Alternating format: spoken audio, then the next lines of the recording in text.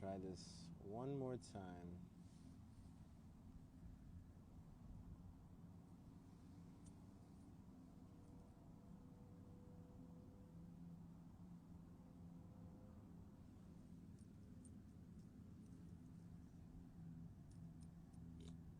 Go.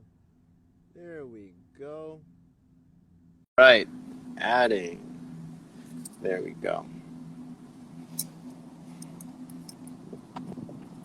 There we Hey, all right. go. We're, Yeah, how are you? hey, I'm doing good, brother. How are you today? Beautiful. It's a beautiful day. Every day gets better with the breath. Another day growing in the light, right? Exactly. Well, I'm so glad to just connect with you. This is really fun. I've been seeing our uh, sort of sorry, alarm, seeing our combined or our collective path as we're all moving toward the light and watching you run your path and just being inspired by it, and you know, in my own path, and to build community like this is nice for me. You know, I don't know that many other breatharians. Yeah, community is, it's interesting when you look at community. Community, I don't know, just gravitated around me. I just moved out here in Miami, and I had the pyramid up one day in the park, and one thing led to another with one person, and then I was open to a very fluid light community that I've never would have imagined coming into contact with. So, your vibe is your tribe, as they say, right? Yes, indeed. Totally, totally. And keeping that, bringing the vibes up in this time when everything is so dense with respect to, sort of the thought and vibration, realizing our capacity as creators, Mm. and your heart dreams and one of mine too, you know. So, yeah. And that whole thing of like, I just think all this stuff you and I have been into, whether it's, fasting or breath work or, right diet or energy work, in different forms is just coming around because I think we're all moving toward chronic existence, you know, Mm. and expansion of consciousness as a result of this, you know, disequilibrium we've been in for so long. Mm. So, what's on your mind today that you wanted to talk about?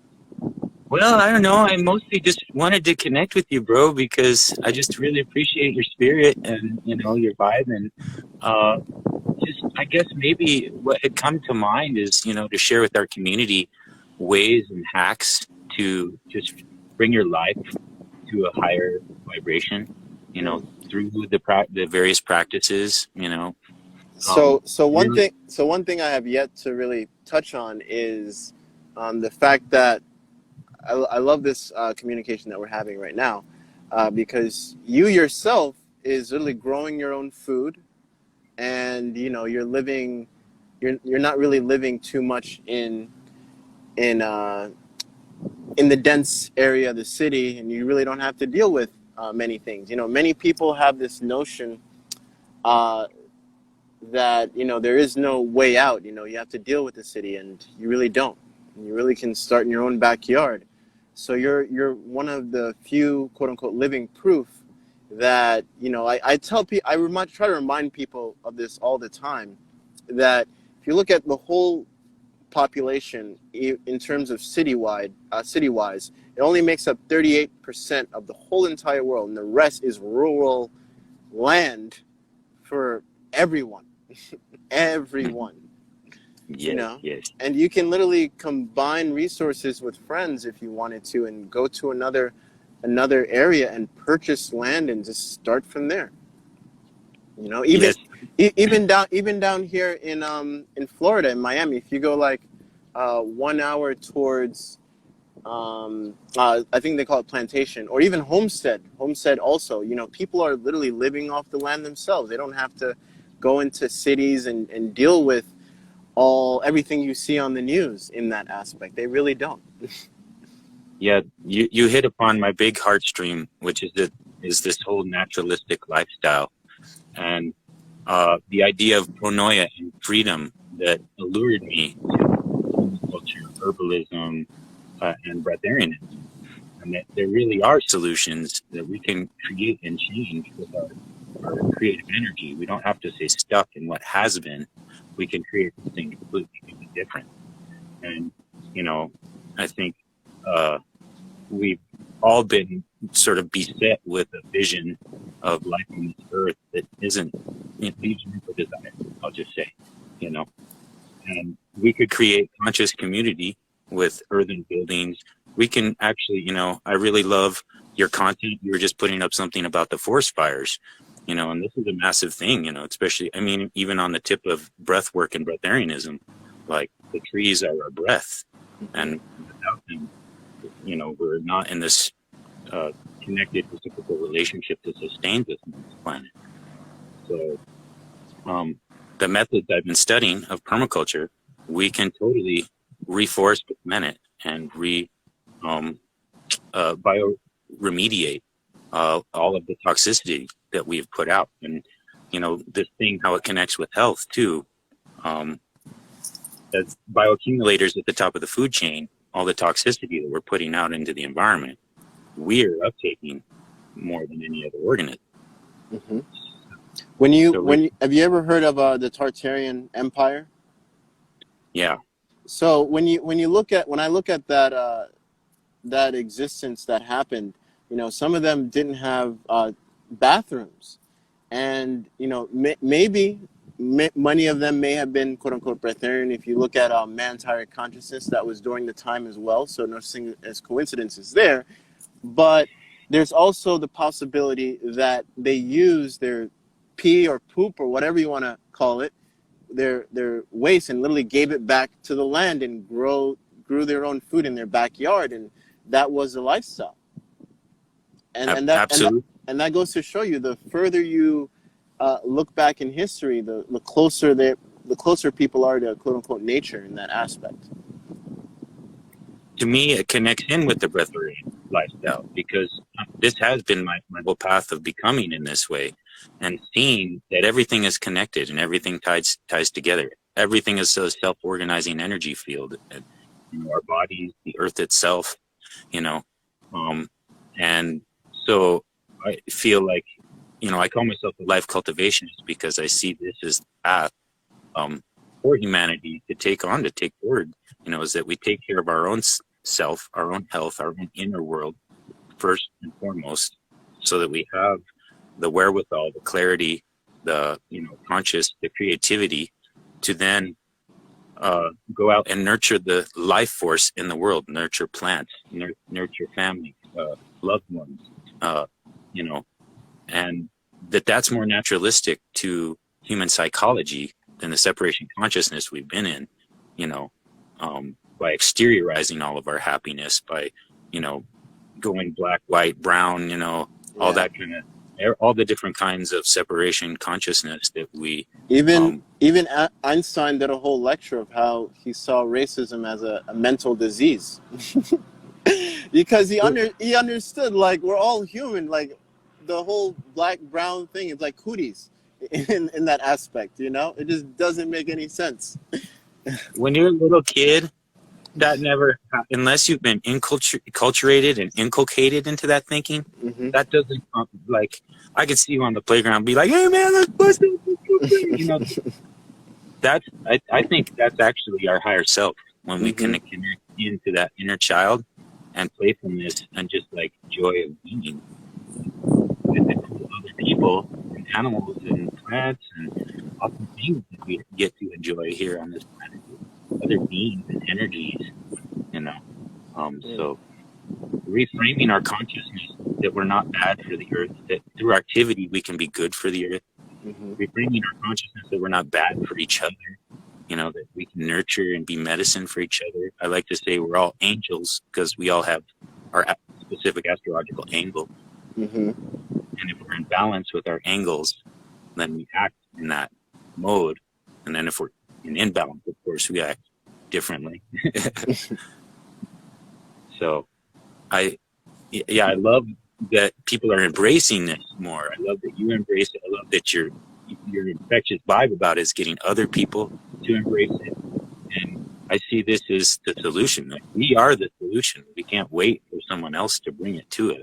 Yeah. And we have infinite resource within us from nature that we can tap into. Exactly. The more we give external things power, the less we have of our own internal power in terms of our own internal guide, our own internal magnetism, if you will, towards source energy itself. You know, you can't beat your own source. I always say that. You can't beat your own source. You just can't. It's a losing battle if you try. Because your own source, if it's in this coexistence of reality, you know, it still wants to continue feeding progression itself. You know, if you're even doing something, you're still feeding some type of progression, no matter what it is. If you're not growing, you're dying. Exactly. We're like a tree, meant to ever expand and ever grow into the light, you know, and this energy. You hit on something that I found very important with respect to the breatharian path that, you know, Ellie Tom sort of elucidated, is this management of energy. Because, you know, for the longest time, I just always wanted to, you know, be very loving and kind to people and have everyone be my friend. And, you know, that has flaws. That's not realistic. That's exactly not the truth of situation. Boundaries can be more loving. To be truthful about how you actually feel can be more loving than to play the song, you know.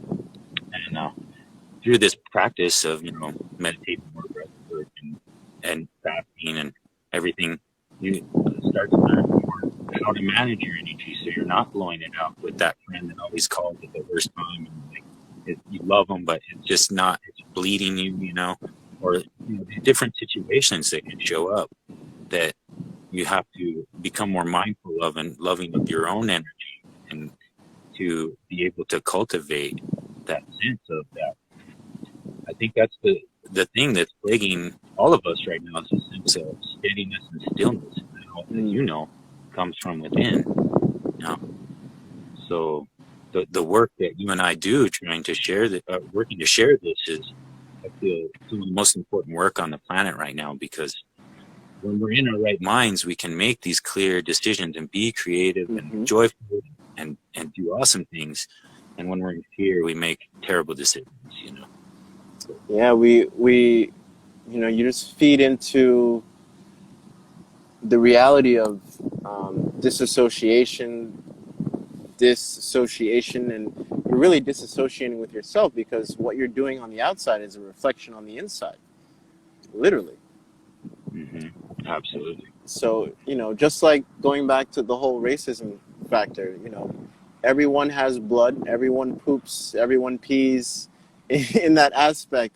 And just to dissociate yourself from that itself and just focus on the outside color of somebody's skin, it's a deeper traumatic thing that many people need to face and grow from, instead of just sitting there, you know. Because let's take a dollar bill, for instance. The dollar bill has seen and been touched by all races, you name it. Who knows, right? It's been around. It's been around, and it comes in that same person's hand who has a mindset like that and can't have the awareness of, like, oh, this dollar bill here could have been touched by another race that I quote unquote hate at the moment.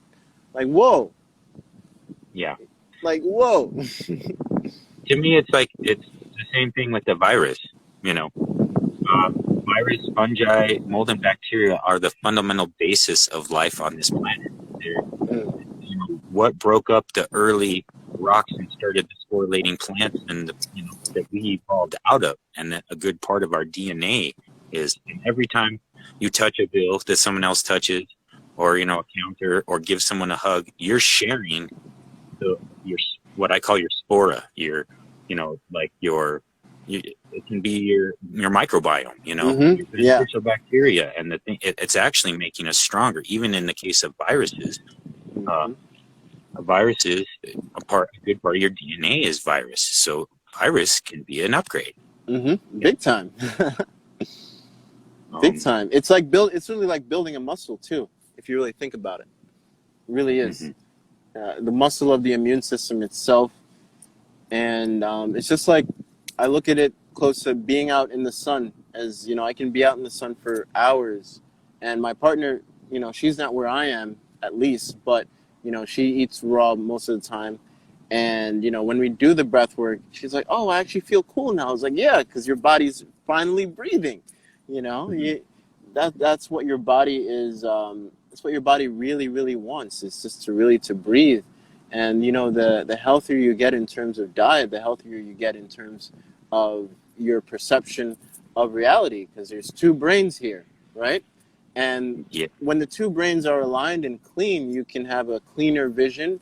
And with the cleaner vision, your cleaner vision can connect to the vision of the world. And yeah, the vision of the world doesn't have to be as fearful as many would make it out to be at all. It can be quite joyful, if you will, at all times. Really, at all times. It doesn't have to yeah. be dense. Doesn't have to be even light. It just has to be the way that it is. And yeah, continue. Sorry, I was just gonna jump in on there because I love that point. Jasmine talks about the same thing of like we look at the news and we look at the world and we watch movies and everything. And we have this perception that everything is just all the time really crazy, you know. Hmm. And what's happening is there's little red spots on the earth where there's like there's a war over here. There's a little bit of there's maybe a storm just ran through the earth at this part down here, but by and large, what's happening out there is like there's families like having picnics. There's uh, kids playing with their dog. There's people meditating and making music, and like there's all kinds of goodness that is happening that we discount because we're focusing on negativity. You and we got to pump that vibe up, and change our perception to change our world. You know, so I don't know. I just love that idea that so much more good things are happening. We're actually being showered with blessings right now. That the Hmm. earth is under our feet. That the sun and cosmic rays are being pouring down on us. Rain, water, food, life is all still here. And those are. I like to frame this thing of breatharianism like the gold is within. You know, um, same with respect to the issue of race. The gold is within. If we can start to concentrate on our energy and other people's energy regarding it with that sense of respect, and that is gold, and that the gold of life, that's the real gold, and that is our abundance. Our biological abundance is our physical uh, you know abundance, and in all forms of abundance. Our joy, our friends, you know, the beauty of this world, it's all part of that natural vibration. So, Exactly. Yeah. So you know, if more people could look at breaths, you know, look at people as, you know, look at people as just the breath instead of the actual people, I think the world would definitely cause a huge shift in that reality as well. You know, look at the human spirit instead of the actual person. You know, and that, and you know, just for people who look at character, not judge character, but just look at character in that aspect is a great start for real. You know, instead of looking at like how I look at buildings, you know, I look at how many breaths it took to create a building, how many breaths it took to create a car, I love how many breaths it took to create the concrete that you're walking on with all those hardworking construction workers in the heat, you know, putting their life on the line in that aspect. So many ways in terms of, like you were saying, the bio mechanism that connects everything. You know, the breath itself is, or the spirit itself is one thing that connects all. You know, we may look at AI as something bad and negative, but you know, I look at AI as, you know, the more as AI get advanced, if you will, it's going to come to a point where it just wants to breathe like we do. And then it'll just combust, maybe. Who knows? If But it's sentient, it wants our love. It wants that sense of freedom, that mhm, same, that same vibration from the breath, and you're saying the breath and the spirit; those are etymologically connected. That word inspiration, mhm, respiration, inspiration, like an in breath, is your spirit. It's bringing, and that's what has been my experience also with the breatharian path, is that just feeling more and more embodied with my own unique spirit, being more loving, accepting of that, but also learning to bring it in more through all these, through diet, through sun gazing and grounding, and through breath work. And for me, it's very much connected with cultivating life and tending to life. That really nourishes me, and I just feel like that's another part of what is people are really wanting in this world and this time, this sense of fulfillment, and that that idea that you measure things with breath really starts to humanize things, and instead of like looking so much at the end product, being engrossed in the process. And how many of those workers were disgruntled when they worked? How many of them were joyful? You know, mhm. and can that be a measure of our success, of our, like how many of the breaths, of how many of the people doing all the different creative work they're doing, like the gross national happiness sort of idea, you know. Mm. And that idea, I think the Dalai Lama talks about it. We taught our children first to meditate, to breathe, and concentration, because we're always told, concentrate on this, concentrate on that, but not how to concentrate. Ooh, yeah. And concentration comes through the breath, as you know. It's like Mhm. it concentrates yourself, potentizes your mind. We learn that, and we learn to identify and express our emotions appropriately and not violently, so that we can grow into adults and have a conversation and be on different ends of the spectrum of thought, but be, loving and, respectful and caring and kind in our communication, and talk about differences so we can get to the root of problems. So, I don't know. You got me going on a tangent. No, that's perfectly natural. I love just getting into different topics if time allows it on here. Yeah, we got some time here, so no worries on I'm that. good. Good. Yeah, I'm good too. So, yeah, it's just fun. I think of this, in terms of, I really believe this is a heaven, and we're all heaven beings. But that's something that we have to create. It's something that isn't just going to happen. We Right. have to put our effort and energy into it. So, Yeah, and many people are always looking for that instant, that instant pill that makes everything happen, if you will, or make them feel joy instantaneously. But no, that takes time, because just like it took time to mold, let's say, mold a mind to think this is success and this is where you're supposed to be and this is how it looks. It's going to also take some time to remold that and shape that into, where is your passion? Where is your happiness? Where are you getting the most joy from? Because you can get there and then you feel, oh, is this it? I feel a little bit stagnant, and that's where the frustration and that's where the anger will come. And even when I work with people of affluential, in the people who have big status in terms of they're millionaires or billionaires, starting out, most of them are pretty much angry, and they don't know where that anger comes from. And it's in reality, when we have deeper conversations after breath work, they find that it's like, man, this whole time I was after this thing and I finally got it, but I don't know where to go after here, because you condition yourself to think, this is the ceiling, and that's all that encompasses life. When in reality, life is multidimensional and not just one-dimensional way of thinking. Yes.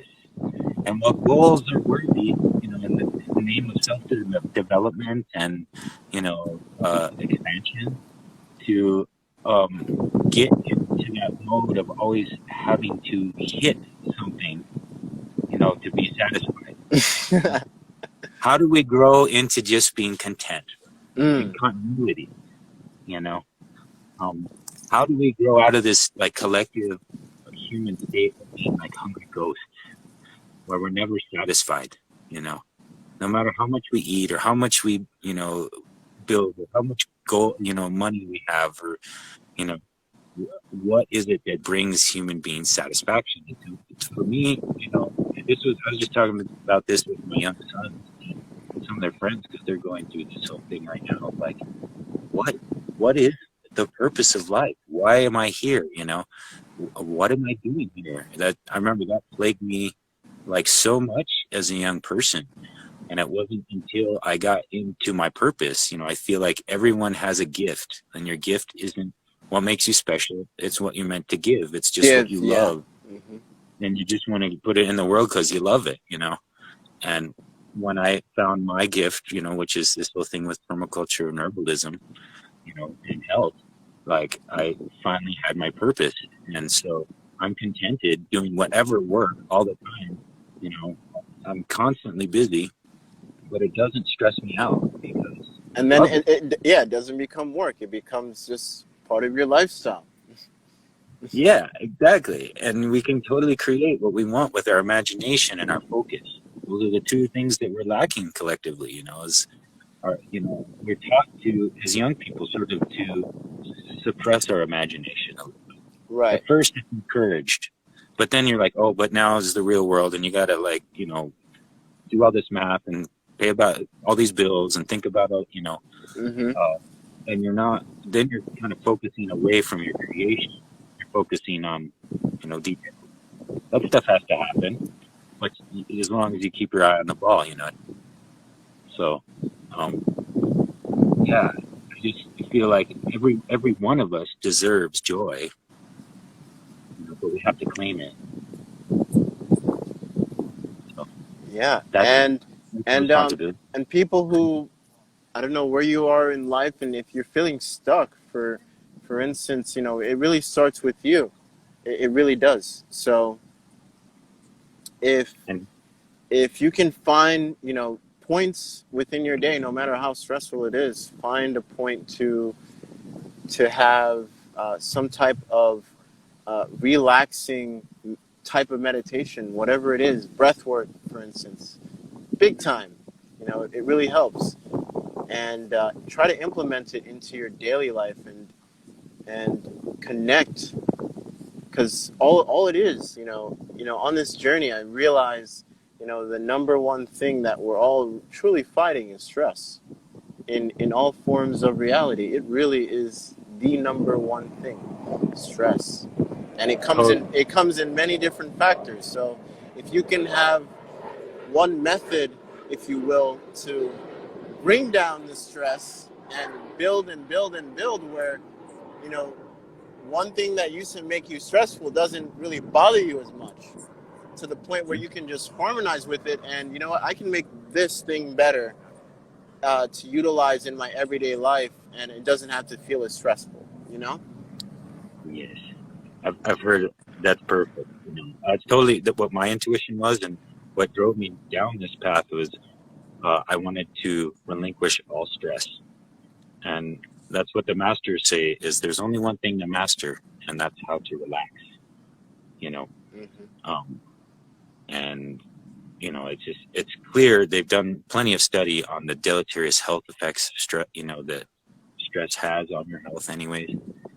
Um, and so moving into this like sense of wu wei, like that everything is in divine order and time, even Right. now, and with pandemics and fires and everything, like everything is exactly the way it's supposed to be because it happened this way, you know.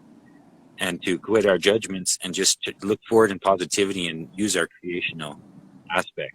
to make something better of the situation, whatever, Yeah. you know, And even the end. when you're judging, you can even look at judgment as, you know, wherever there's a judge, there's a court, right? So you're putting something in a court, and it has to go through processes and different trials and all these different things, and that should tell you alone, you know, that is stagnant energy in itself.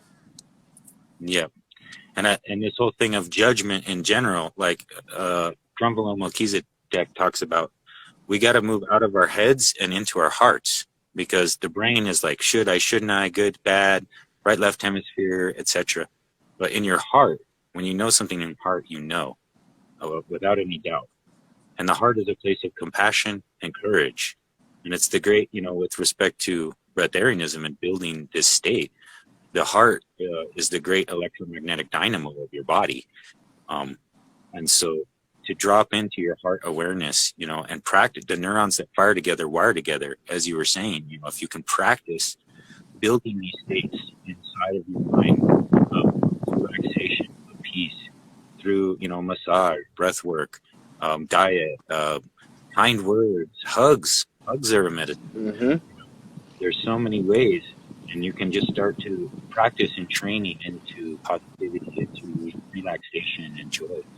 And then you emanate, and you're beaming that into other people, and they're getting it, and it's starting to spread, you know, and hundreds of monkeys start to happen as well. Yeah, Too. yeah.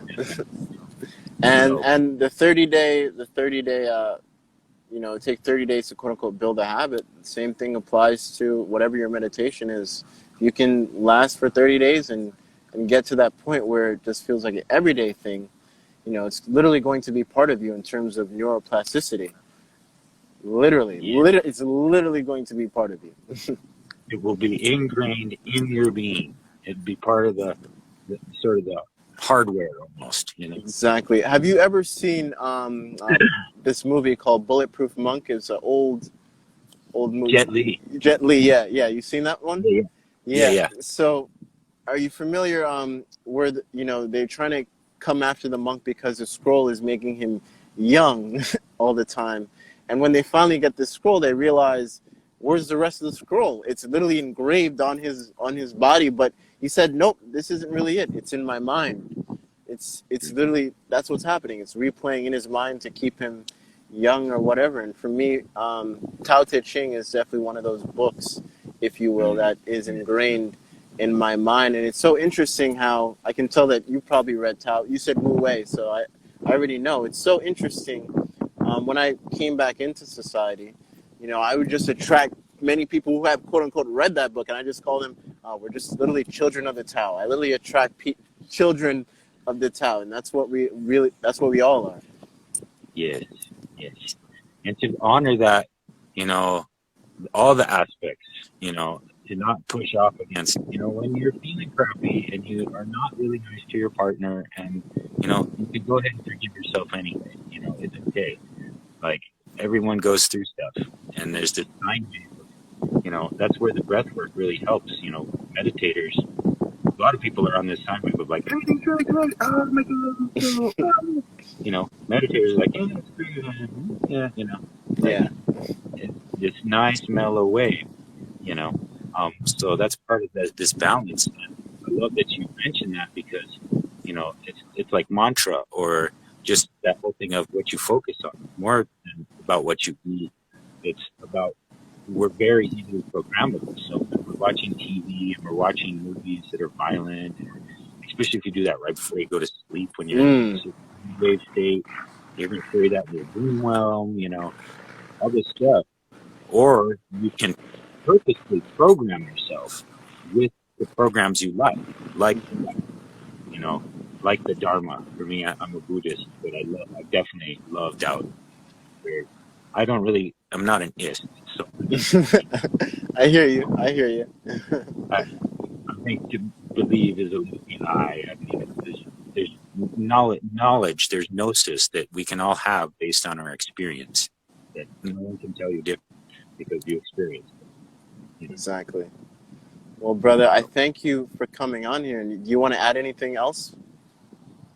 Just sending you a ton of love, man. just really appreciate you. Hit me up out there in the digital universe if I can be of service. We do permaculture, chronic retreats, and all kinds of. We sell juices, and hit me up on Instagram, mycultivationist, or ziapermaculture.com. Beautiful. And you're in New Mexico, right? Yes, in beautiful northern New Mexico. I love it here. It's gorgeous. All right, brother. And I thank everyone watching. Thank you for sharing the breath. Yes. All right. Peace. Wellness.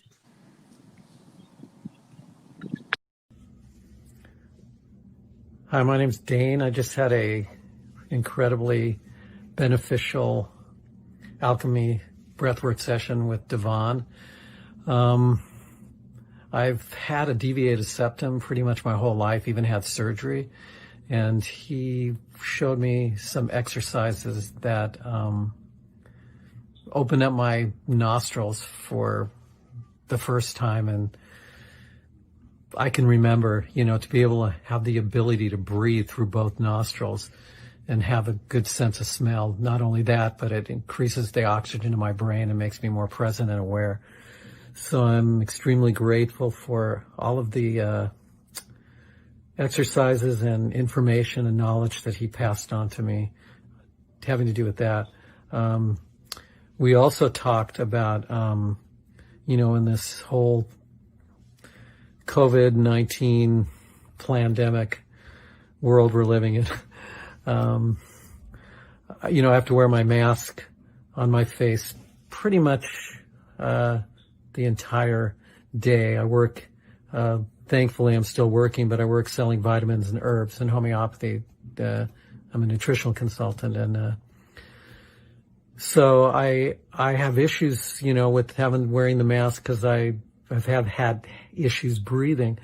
And actually I do alchemy breath work throughout the day with the mask on, and it's been very successful. At least psychologically, I feel like I can breathe better. It's almost like there's a barrier between me and the stupid mask. And he,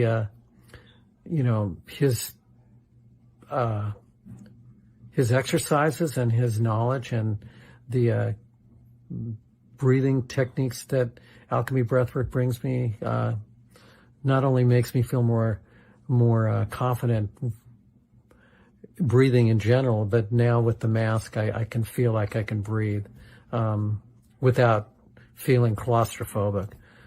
So we talked about that. That was great. Pretty much everything we talked about was really incredibly beneficial to me and where I'm at with my life, physically, mentally, emotionally. I think certainly there are a lot of other things, exercise, dealing with your emotions and feelings and trauma, but from the standpoint of the breath will give you anything you need and take you anywhere you want to go in terms of staying present and aware.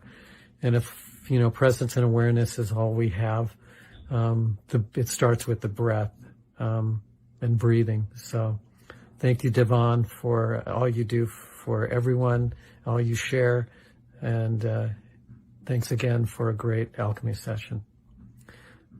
Namaste.